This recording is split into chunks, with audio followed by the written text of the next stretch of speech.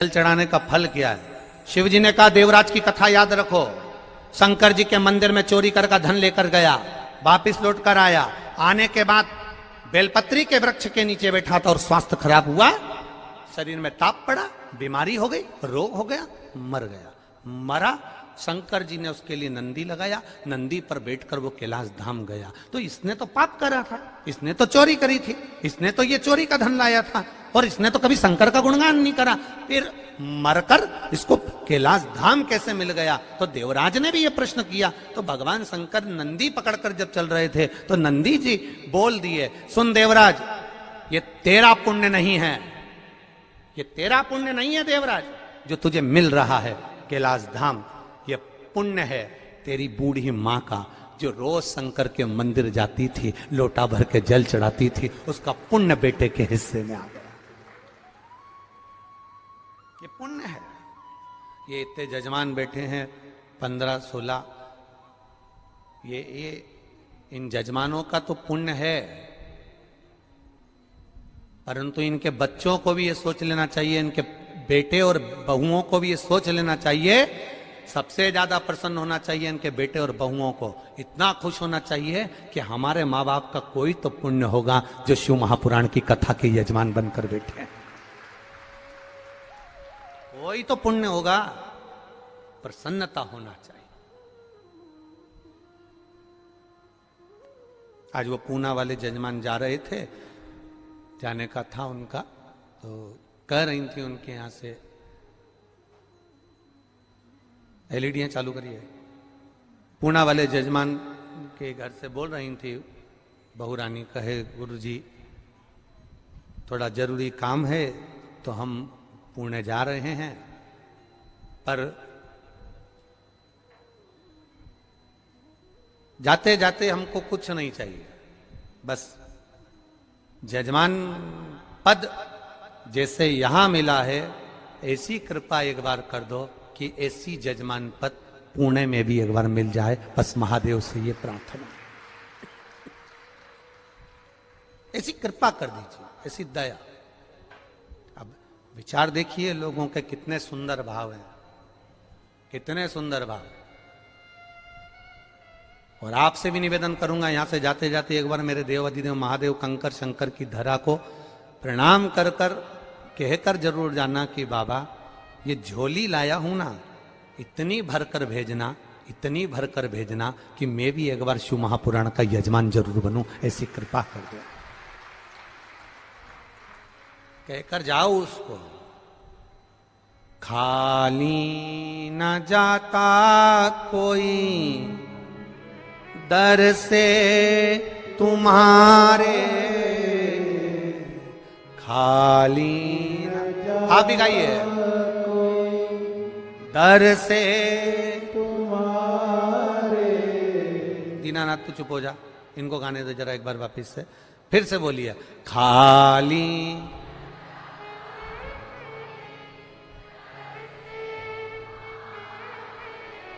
मैं भी खड़ी हूं नन्ही बाहें पसारे, मैं भी खड़ा हूं,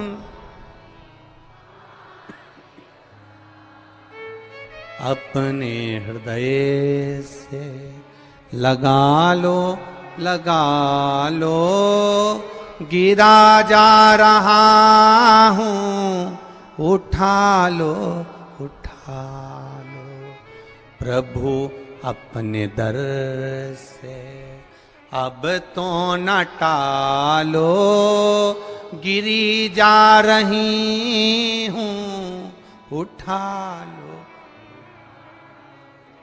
खाली न जाता कोई दर से, मैं भी खड़ी हूं नन्ही बाहें पसारे। बाबा तेरे दर से कोई खाली नहीं गया, जो आया वो झोली भर कर ले गया, तो फिर मेरे लिए क्यों ना प्रभु, मेरे लिए क्यों ना।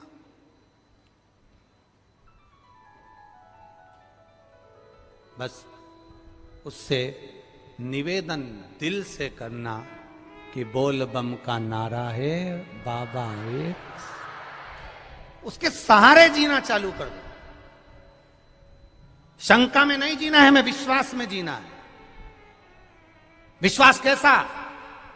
तुम्हारे घर में जो शिव है, तुम्हारे घर में जो कंकर है, तुम मंदिर जाओ तो मूर्ति में भी तुम्हें राम और कृष्ण और शिव नजर आना चाहिए, तो समझ लो कि तुम्हारी दृष्टि विश्वास पर जागृत हो गई, विश्वास पर जागृत हो गई।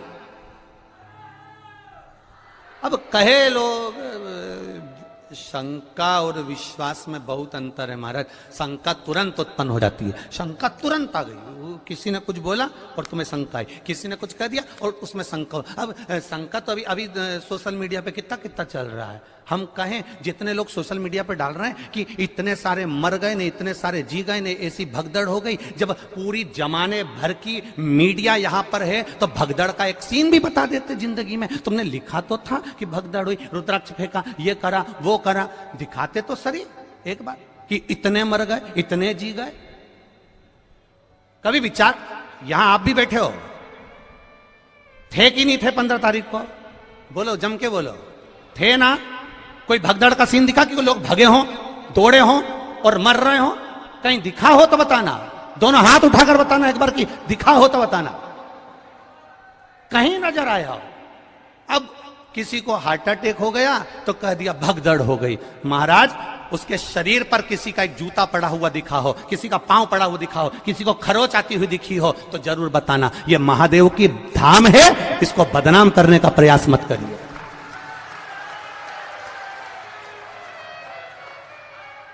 और यह बात हमने पावागढ़ की कथा में भी कही थी, आप उठाकर देखना। पावागढ़ संतों की कथा चल रही थी, उसमें कह दिया था अभी, और जिसने भी कहा था हमने उस समय पर भी कह दिया था, अभी धीरेन्द्र का नंबर लगा है और कहने वाले ने कह दिया था कि प्रदीप मिश्रा तैयार रहना, अगला नंबर तेरा है। तो ये तो सनातन धर्म के द्रोही हैं, द्रोही।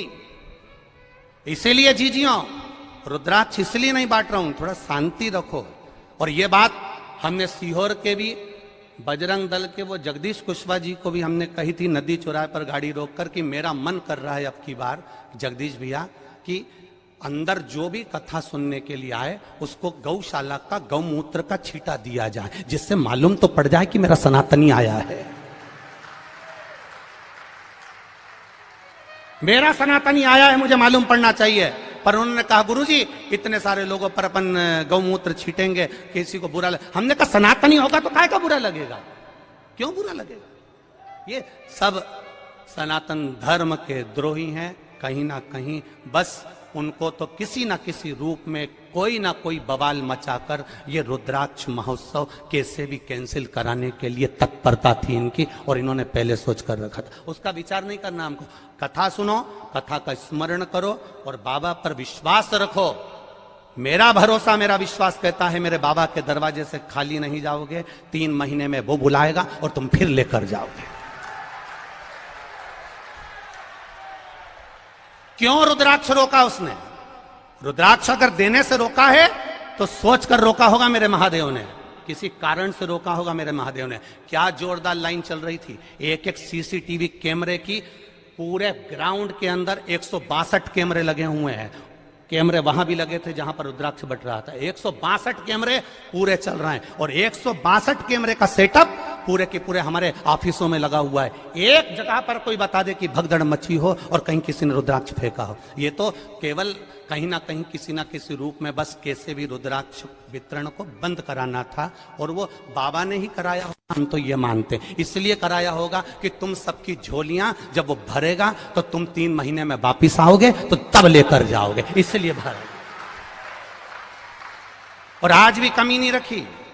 आज भी मैं धन्यवाद दूंगा प्रशासन के इन पुलिसकर्मी भाइयों को जो लगे हुए हैं। इन पुलिसकर्मी भाइयों को मैं धन्यवाद दूंगा, कलेक्टर, एसपी और डीएसपी सबको, कि एसडीएम सर को। इनके पुलिसकर्मियों ने आज भी कम से कम 5 लड़कों को और 5 लेडीजों को पकड़ा जो केवल इधर उधर बैठ के भड़का रही थी कि चिल्लाओ जम के। उनके साथ एक कैमरे वाला भी चल रहा था कि चिल्लाओ मिश्रा जी मुर्दाबाद, और ये चिल्लाओ और वो चिल्लाओ और पत्थर मारो, कांच छोड़ो। आज भी 5 लेडीजों और 5 जेंट पकड़ के पुलिस वाले लेकर आए कि ये सब दूर बैठ बैठ के भड़का रही है। मैं धन्यवाद दूंगा इसी प्रशासन को जिसने इतनी मुस्तैदी रखी है उसके लिए। और समझने वाले नहीं समझ पा रहे कि कितना विरोध करने वाले लगे होंगे, कितनी चाल चल रहे होंगे। जरा विचार करिएगा एक बार।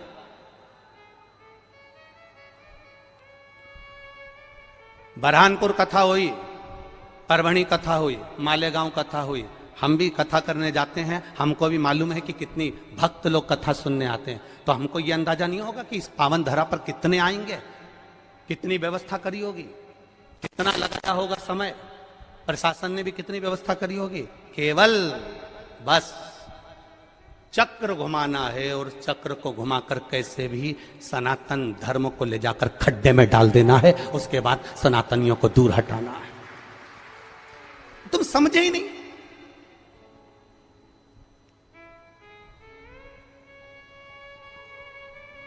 समझे? कहे आग लगे बस्ती में। और आपसे भी निवेदन करूंगा, कोई भड़काए, कोई कहे 200 रुपए का रुद्राक्ष मिलेगा, 500 रुपए का मिलेगा, 50 रुपए का। सीहोर के कुबेरेश्वर धाम का रुद्राक्ष पैसे से नहीं दिया जाता, निःशुल्क है। मेरे शंकर भगवान के नैन अश्रु से मिला है तुम्हारे लिए जिंदगी भर। और अब तो ये प्रयास रहेगा कि साल भर में कभी भी आ जाना। और मेरा विश्वास है खाली झोली नहीं लाओगे, इतना लेकर आओगे कि तुम लुटा कर जाओगे और रुद्राक्ष लेकर जाओगे। ये विश्वास, ये भरोसा।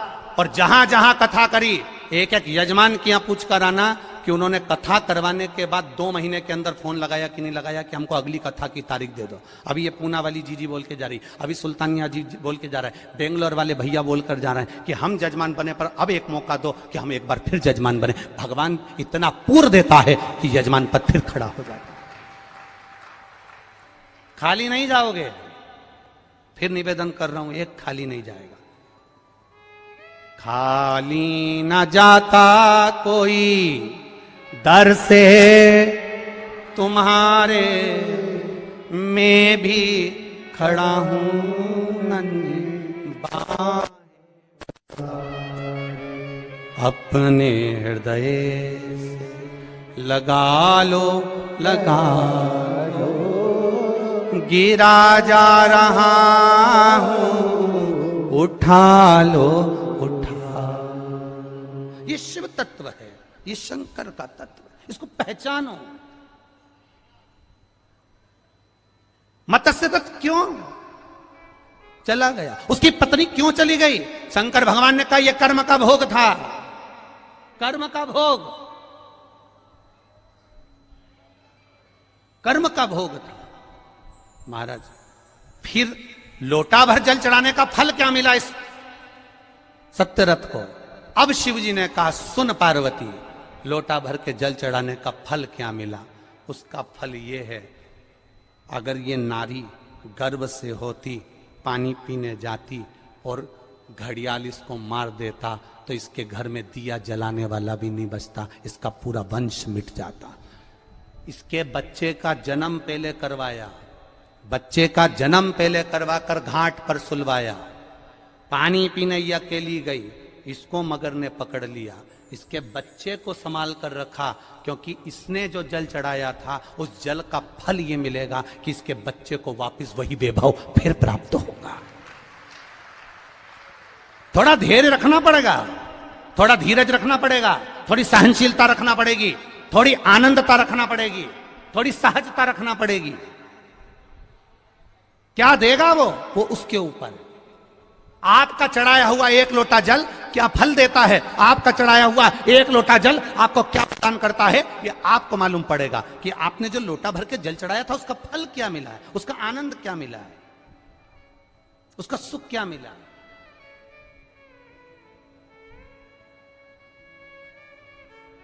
और कई लोग कहते हैं गुरुजी इतने सारे लोग खो रहे हैं, इतने सारे लोग खो रहे हैं। हम उनसे निवेदन करेंगे, ये कुबेरेश्वर धाम पंडित प्रदीप मिश्रा का नहीं है, ये कुबेरेश्वर धाम आप सबका है। जब तक आपके रिश्तेदार आपको लेने नहीं आए तब तक यहां रहना, और अगर वो नहीं लेने आएंगे तो गाड़ी से हम छोड़ने जाएंगे तुम्हारे घर तक, तुम चिंता मत करना।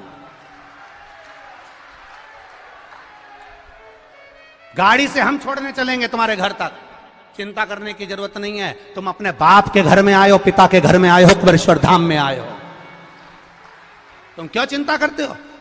अभी कल एक महिला बोल रही थी, गुरुजी मेरे रिश्तेदार घर पहुंच गए, मेरे पास में किराए का पैसा नहीं। हमने समिति वालों से कहा किराए के साथ में इसके साथ एक लेडीज को, एक जेंट्स को भोपाल भेजो, भोपाल में जाकर इसका टिकट कटवाएं और उसको अमरावती का टिकट कटवाकर फिर उसको अमरावती को लाल डब्बा जो बस होती है, एक लाल कलर की बस होती है, उस बस में बिठवाकर उसको अमरावती भेजा। तो तुम ये क्यों सोच के बैठे हो? वो खो गया, वो नहीं मिल रहा। जब देखो जब एक प्रश्न, इतने लोग खो गए, इतने लोग खो गए। तो ये सब खोने ही तो आए हैं उस महादेव में।